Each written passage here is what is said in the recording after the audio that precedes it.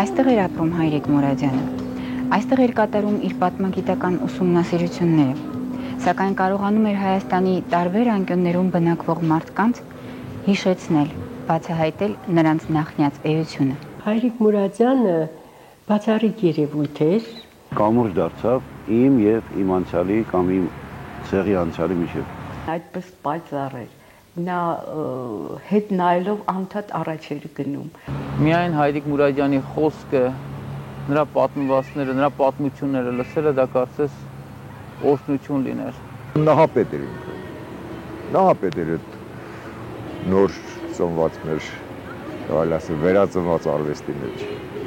Մուրադյանների բազմանդամ տոհմը Վանի Շատախ գավառի Ջնուկ գյուղից էր։ Հենց այստեղ 1908 թվականի մայիսին ծնվեց Հայրիկ Մուրադյանը եւ մանուկին ի պատիվ Ղրիմյան Հայրիկի կոչեցին Հայրիկ։ Տատիկս մի պարան է դնում իմ բարձի տակ, ես արդեն օրորոցի մեջ եմ։ Մի պարան է դնում բարձի տակ, որ ասում է թորնիկս շալկատար գա, այսինքն շատ շալակ տանի, կարողանա շալակել, որտեղ մեզ մոտ ճանապարհներ չկային, ամեն ինչ անում էինք շալակով։ Հայրս նարեկ գիրք է վերցնում դնում է բարձի տակ, ասում է թող գիտուն դուրս գա եւ իմաստուն լինի։ Իսկ պապս դաշույն է քաշում դնում է բարձի տակ, ասում է թող ֆիդայի լինի։ Սակայն հաջորդեցին 1915 թվականի հայոց մեծ եղեռնի պարտադրած գաղթի տարիները եւ Մուրադյանների ընտանիքի 54 մարդկանցից փրկվեցին միայն 4-ը, որոնք 1921 թվականին վերջնականապես հաստատվեցին հայրենիքում։ Դժվարությունները քիչ չէին, բայց ամեն տեղ ինձ սկսեցին առաջ քաշել։ Եվ ես մեծ համարում ունեի։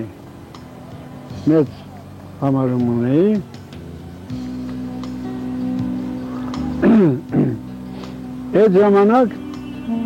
ինձ էր ենթարկվում գյուղատնտեսությունը, գյուղատնտեսության բնակավարի բոլոր սովխոզները, բաները։ Եվ ես որոշեցի գնալ Լամբալու սովխոզ։ Առաջին անգամ հանդիպեցի այն մարդուն, այն կնոջը, որ ես սիրեցի հետո։ Մոկած շուկ են լենու հերգեն, հալալե ջան, լալե, մոկած շուկ են լենու հերգեն, հալալե ջան, լալե, երկու ջահել կերթեն կուկեն, հալալե ջան, լալե, երկու ջահել կերթեն կուկեն, հալալե ջան, լալե, մեկներ բեղով, մեկներ ամբեղ, Halale can lale mekner bego mekner ambe halale can lale eninç bego teno halale can lale eninç ambevim yarite halale can lale Այդ ժամանակն էր որ գա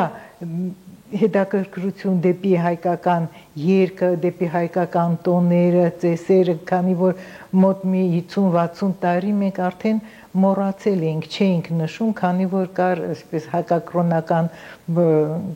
պրոպագանդա։ Այնքան մարդկանց մեջ ցանկություն կա այդ ամեն ինչին, որ ուղղակի մի փոքրիկ կայծ էր պետք, որպեսզի այդ ազգագրական խարույկը վառվեր։ Երևի դա ինչ-որ շատ մեծ ուժ էր, որ եկավ ժողովրդի վրա։ 60-ական թվականներին մի հսկայական վերելք սկսվեց հենց Հայրիկով։ Սկսեցին հասկանալ, որ ֆոլկլորը, այս մեր միաձայն պապենական, տոհմական, տոհմիկ երգերը կարող են եւ միաձայն գոյատևել բեմում։ Եվ համասանական տարիներին քաղաքական բազմակերպություն հիմնադրվեց, որի անունը հայ մշակույթ ակումբ։ Այնտեղ սեկցիաներ ունեին, Հայրիկը ներս մտավ, ալեհեր մի սպիտակ ահեր մարդ, ոչ շատ բարձրահասակ, այսպես թիկնեղ, շատ բարի դեմքով, արծվակիթ։ Ներս մտավ, մենք արդեն պատկերացնում ենք մեր դասախոսները, միշտ խիստ է եղել դասախոսները մեր, պատկերացնում խիստ մարդ հիմա կգար ներքին մտնի, հայրիկը եկավ բարևեց, բալիկներս, ինչպես եք, ինչպես մի սառը ցնցուղ, սարսուղ անցավ մեր մեջ, հայրիկ Մուրադյան, բալիկներս, օրհնությունս ձեզ, այսպիսի բառեր եւ առաջին հնչյունները, բարի լուսո աստղերը բաց,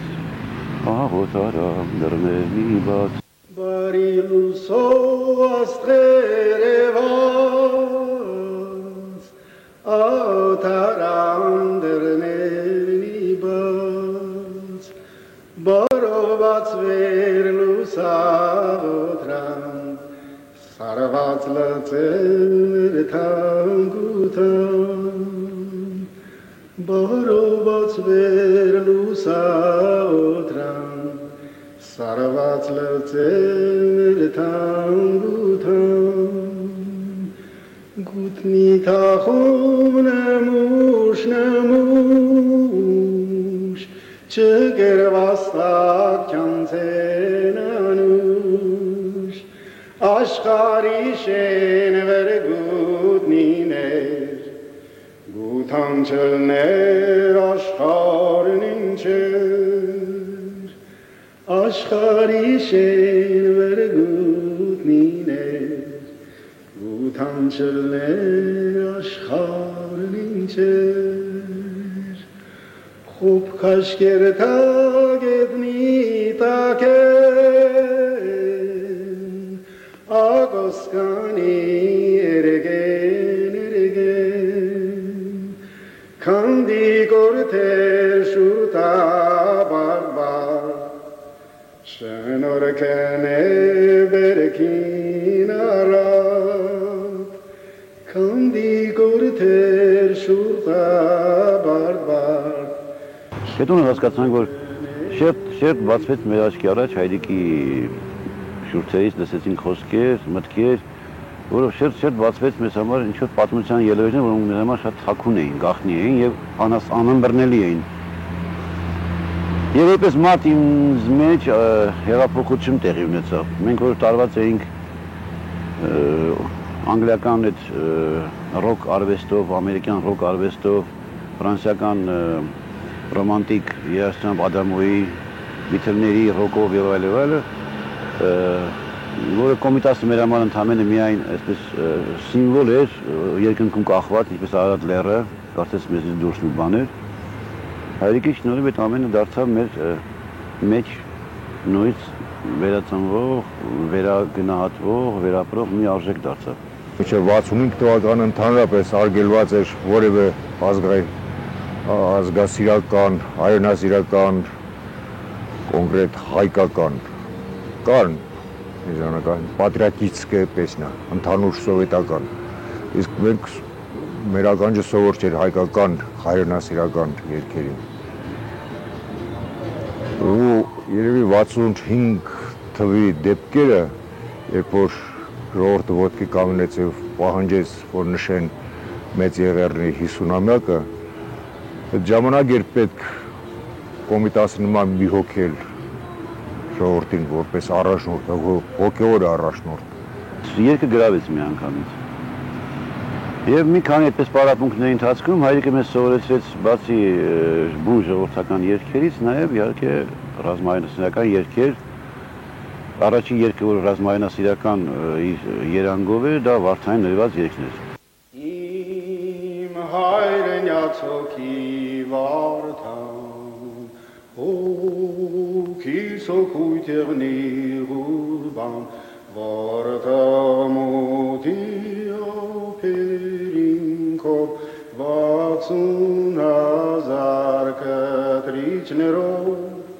Զարկիր զարվարին կար-կաչ-կաչ Պարսիկ սպրացի ձախի հաչ Հայրենյացոքի Վարդան, անուշ Վարդան, հոգիս հոգվույթ եղնի ղուրբան, Հայրիկն ինքը պատմության շատ շերտերի կրողն էր։ Գաղթն ու ընտանիքի կորուստը վերջինը չէին։ մեղադրվեց խանջանականության մեջ, ձերբակալեցին։ Ինձ ասեցին, քեզ իրավունք ենք տալիս տեսակցություն, նոր քննիչը։ Ումն ես ուզում տեսնել։ Տղայես ես մի հրաշալի տղա ունեի, ինչ պայծառ տղա էր։ Մարերից փոքր է։ Ասեցի, եթե մեկին եք ուզում, ես խղճում էի Մարոյին, ասեցի, Մարիամիկիս բերեք, Մարիամիկս այն ժամանակ 5-6 տարեկան էր փոքր։ Եկավ Մարիամիկին տեսանք, լաց եղանք, իրար գրկեցինք։ Հետո ինչ ասեմ, կամաց ինձ վրա եղած բոլոր բաները հերկեցին։ Եկատուն, արդեն ազատվել են, տանը իմացա, որ իմ տղան չկա։ Մարդ կարծես ինքնամաքրվում էր և նրա կերպարը, նրա հոգու արտահայտությունը կարծես նրա արտաքինի վրա լիներ, կարծես նա մեր նոյ նահապետը լիներ, իր ահելերեր մազերով, իր բարի դեմքով և այդպես էլ նրա երգն էր, նրա երգը նման էր մեր աղոթներին։ Նա իբրև ֆոլկլորի լավ գրող, նա իսկապես և տարբերակված մտածողություն ուներ, որը, գիտեք, ոչ բացատրելի է, ոչ դա կրթության հետ է կապված, ուղղակի հոգու հետ, որովհետև ֆոլկլորը ժողովրդական երգարվեստը բանավոր արվեստ է։ Ես երգերն սկսեցի սովորել հենց մանկությունից, հենց մայրական օրորոցից։ Հրաշալի երգեր էր երգում մայրս, հրաշալի երգեր էր երգում, որ եղբորս կին Սինամ մայրիկը։ Նա բացի նրանից, որ շատ փայլուն հիշողություն ուներ, նա շատ զուսպ մարդ էր և շատ հեշտ կարող էր ընկալել այն երգերը, որոնք պետք է, որ այդ ժամանակին հնչեն։ Եվ այնքան նուրբ հոգի ուներ, այնպես էր երգում, որ հնարավոր չէր անտարբեր լսել նրա երգը։ Իր երգացանկի մեջ կային և բազմաթիվ հայրենասիրական երգեր, ինչպես Կարմիր Վարդանի երգը, Գողթան Մանկտիկ, և կային երկրագործության նվիրված Բարի լույսով աստղ երևաց այս երգը։ Նաև հումորը շատ է նրա երգերում, ինչպես և ընդհանրապես ժողովրդական երգարվեստում, և նա այս բոլորը պահպանել է, ավելին ասեմ ձեզ։ Հայրիկ Մուրադյանի շնորհիվ ես նոր ժանր տեսա հայ ֆոլկլորում, երաժշտական անեկդոտի ժանրը, որը ոչ մի տեղ չի գրված։ Առաջին 2 երաժշտական անեկդոտները այստեղ են հրատարակված։ Տոտերտեր և Տուրտերտերին նա պատմում էր, և այս երաժշտական անեկդոտը, ինչպես և մեր սովորական անեկդոտն ենք պատմում, չէ, սա պատմում էր և երգով ընդմիջվում, նորից պատմում էր, նորից երգում, շատ հետաքրքիր ժանր է իր տեսակի մեջ։ Այնքան գեղեցիկ էին հայրիկի երգերը, այնքան անուշ էին, որ և պրոֆեսիոնալ արվեստագետները, և բուն ժողովուրդը, և հետագայում արդեն մի 10 տարի անց ամբողջ ժողովուրդը անվերապահ ընդունեց և կարծում եմ, որ այսօր է շարունակվում այդ հաղթարշավը։ Հայրիկի երգերը այնքան զմայլեցին բոլորին, որ անհրաժեշտություն եղավ, որ Մարոն սովորեցնի իրենց, և լեզվի ինստիտուտի այդ խմբակից սկսվեց ակունքը, որտեղ նա երգի սիրահարներին հավաքեց և սկսեց սովորեցնել հայրիկի երգերը։ Գրափարագետ էր, շատախի բարբառը գիրք էր արդեն հրատարակում, տեխնացուական դիսերտացիոնն էր, բայց Մարոն շատ անուշ էր երգում, հայրիկի այդ անուշ երգերը ինքը լավ, արդեն պրոֆեսիոնալ երաժիշտ մշակում էր։ Եվ այդ շարունակությունը դարավ այն, որ մենք Մարոնին խնդրեցինք, որ հավաքվենք իր շուրջ երգենք։ Եվ լեզվի ինստիտուտում սկսվեց այս աշխատանքը, բայց ամբողջ կենսագրության ընթացքին հայրիկը միշտ մեղել է մեր կողքին։ Եվ հատուկ Մարոն մեկ-մեկ զգում էի, որ հենց խումբը փլվում էր, այսպես ասած, ոչ թե փլվում էր կազմակերպչական իմաստով, այլ երկազգացողության իմաստով։ Ինքը հայրիկին կանչում էր մի երկու փորձի, ասում հայրիկ մեկ ու երգ սովորացնում։ Հայրիկը մեկ ու երգ սովորացնում, նորից կվերադառնանք մեր ակունք, մենք մեր ակունքներին կվերադառնանք ու նորից կշարունակվի այդպես։ Շատ ճիշտ է և անունը այդ խմբի ակունք, այսինքն այն երգերը, որոնք գալիս էին հայ ժողովրդի ակունքից, հենց ընդերքից ստեղծված։ Եթե պատահում էր, որ համերգին, ակունքի համերգին հայրիկ երգում էր, առանձնանում էր, գիտեք, ընդունելությունը։ Հայրիկը միշտ չէր որ գնում էր համերգներին։ Ինձ թվում է կարոտում էր ավելի շատ երգերին, այդ ժամանակ էր գալիս համերգի։ Եվ դալիճում նստած նա կուլիսներ հետևը չէր գնում, ինչ որ խորհուրդներ տալու, բանալու եւ նրա հայացքից կատարողները դալիճում ուրիշ մարդ չէին տեսնում, մենակ իրար էին տեսնում, իր հայացքից արդեն զգում էին իրանց կատարելության որակը, արժեքը։ Երբեք ոչ մի բառ դժգոհություն իրենից չէր կարող լսել։ Դա ինքը մի շարժում ուներ, որ իր մտերիմները արդեն գիտեին, որտեղ ինչ որ մի բան այնպես չի։ Բայց երբևիցե իրենից այդքան տարիների ընթացքում այդ շփումների բացի Բալիկ ջան, սիրելիս, ուրիշ ոչ մի բառ չես կարող լսել։ Ձեր հայրիկը մի անսահման սեր սփռող բարի մարդ էր։ Ինչքան էլ որ մենք բոլորս միասին լինեինք դժվարությունների մեջ, հայրիկի ներկայությունը, հայրիկի խոսքը մեզ թեր էր տալիս։ Իսկեն ինքը նաև մեզ ոգեշնչող ճանապարհ հարթող էր եղել։ Իր արմատներ, դա իր հողներ, իր կենսունակությունը, որ բոլորիս վարակում են, այսինքն հուսահատվելու հնարավորություն չունենք։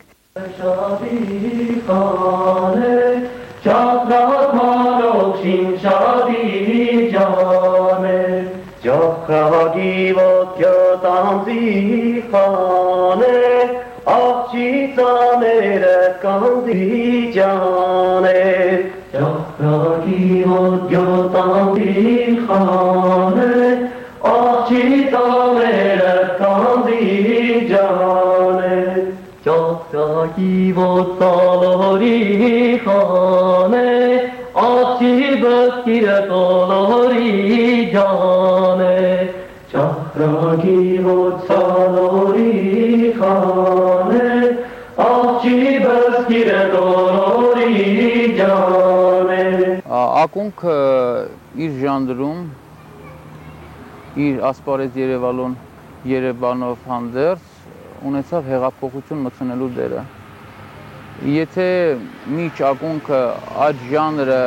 որոշակի անորոշությունների մեջ էր մատուցման առումով, երբ ակունքը եկավ, կարծես իմաստավորվեց եւ կազմավորվեց։ Եվ Հայրիկ Մուրադյանը եւ Մարո Մուրադյանը հասան այն մոտեցման ակունքի միջոցով, որը տվեց նոր ուղղվածություն, նոր լսելիություն եւ նոր ունկնդրի որակ։ Ջրի մեջ քսած քարի նման, որից սկսում են այսպես շրջաններ հեռանալ, այսպես տարածվեց երգը։ Այդ ֆոլկլորային մեծ զարթոնքը շատ անսպասելի արդյունքներ տվեց։ Նախ ուսանողությունը, կոմպոզիտոր ուսանողությունը տեսավ երգի գեղեցկությունը եւ այն նախաստեղծ գեղեցկությունը։ Երկրի համարյա բոլոր շրջաններում, մշակութային կենտրոններում, բարձրագույն ուսումնական հաստատություններում ամենուր սկսեցին կազմավորվել եւ գործել ազգագրական երգ ու պարի համույթներ։ Եվ այս փաստը ժամանակի որոշ մասնագետներ բացատրում էին միմիայն ժողովրդի գեղագիտական ցածր ընկալմամբ եւ ազգագրական երգ ու պարի պարզունակությամբ։ Նրանք անգամ պնդում էին, թե ազգագրական մոնոդիկ երգը արդեն վաղուց բազմաձայնության անցած արվեստին հետընթաց շարժում է պարտադրում։ Սակայն իրականությունն այլ բան էր ապացուցում։ Պոլիտեխնիկական ինստիտուտի դահլիճը չէր կարողանում տեղավորել ազգագրական երգ ու պարի փառատոնին մասնակցել ցանկացողներին։ Իսկ արդեն 1986 թվականին 5-րդ փառատոնին մասնակցում էր 33 խումբ, 829 մասնակիցներով եւ 21 անհատ կատարողներ։ Երբ հայրիկի հետ մենք մտահղացանք անել փառատոն, բոլոր շրջանների մշակույթի բաժիններ ուղարկեցին, ինքներս սկսեցինք շրջագայել, ուրեմն գտնել ակունքային կատարողների եւ հայրիկը այնպես անխոնջ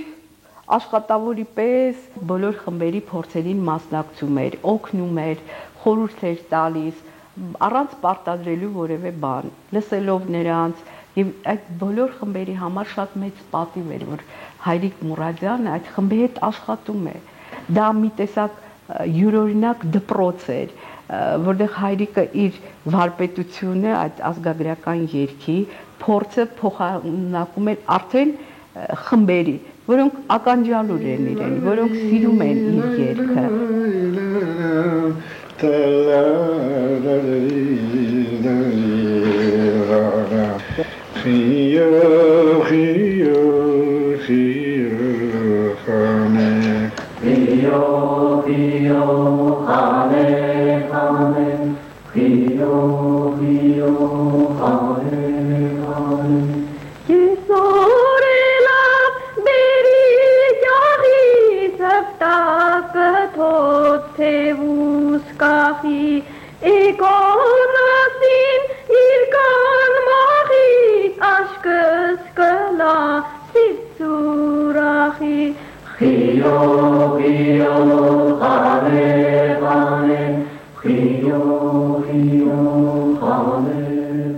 Եվ պատահական չի, որ գիրքը, որը հրատարակեց Ալինե Փախլևանյանը Հայրիկ Մուրադյանի հետ, շատ մեծ հաջողություն ունեցավ եւ հիմա հնարավոր չի նույնիսկ այդ գիրքը գտնել։ 2 տարի հետո կլինի 25 տարի, որ սա դասագիրք է։ Կոնսերվատորիան ուսումնասիրում է, բոլոր ուսանողները այս երգերի վրայով անցնում են, սովորում են, երգում են։ Նպատակն էր երկար առողջ գործել։ Նույնպես որ Հայրիկի աշխատանքը, աշխատասիրությունը նախանձելի էր։ Նա իր սիրողական հոգով, իր երգող սրտով երգում էր այս երգերը, նա պահպանեց, նա մտապահեց եւ շուրջ 150 ավելի երգ վերադարձրեց գիտությանը փաստորեն, սա հսկայական ավանդ է։ Երգերը, որոնք նա բերեց իր հետ, դա մեծ ազգագրական գանձեր են։ Հայրիկ Մուրադյանի երգը բոլոր ժամանակների համար է։ Նա երբեք չի հնանում, կամ եթե ժամանակ է անցնում, նա հնության մեջ ավելի է արժեքավորում։ Եվ շատ երեխաներ աճեցին այդ երգի, դաստիարակվեցին այդ երգի հիման վրա, եւ հայրիկը պետք է տեսնել, թե ինչ սիրով էր երգում այդ երեխաների համար, ինչ սիրով էր ամեն մի բառը բացատրում։ Տերը գիտես ինչ գեղեցիկ մի միտք ունի։ Ասում է ժամանակի կորուստը ամենամեծ կորուստն է։ Միտքն ինչ է։ Ուրիշ կորուստներ դու կարող ես վերականգնել, իսկ ժամանակը ոչ։ Ժամանակ մի կորցնում։ Եթե իմ նվագի մեջ կա, կարծում եմ, որ կա այս դեպքում այն մաքուր, անկեղծ, անառատ երանգները, ուրեմն ես պարտական եմ Հայրիկ Մուրադյան մեծ նահապետին։ Հայրիկ ինստիտուտն էր, որը բոլորս հենված էինք, այդ վեմն էր, որը կանգնած էինք։ Իր կենսաբանական ուրեմն ժամացույցը այնպիսին էր, որ բոլոր ժամանակներում իր ժամանակով էր աշխատում։ Հայրիկ Մուրադյանն ասում էր, որ այս երգերն իրավունք չունեն լռելու։ Դրանք ծառաբնի նման իրենց մեջ կրում են ժողովրդի տարիքը, պատմության շերտերը, եւ հերիք է երգը մոտեցնես շուրթին, որպիսի հնչեն բարձրացող քաղաքների շնչառությունը, տաճարների տագնապած զանգերի ձայները եւ կռվող բերդերի թնդյունը, ասում էր ու կրում իր մեջ այդ երգերը, եւ մոտեցնում շուրթերին, մեր իսկ համար բացահայտում մեր իսկ էությունը։ Բարի լուսով Աթարան դրների բաց, բարոված վեր լուսավորան, սարված լծեր թանգութան, բարոված վեր լուսավորան, սարված լծեր թանգութան, գուտնի թախուն նմուշ, չգրվաստակ չանցեն անուշ, աշխարի շեն վեր գուտնիներ, գութան չլներ աշխարն ինչեր, աշխարի շեն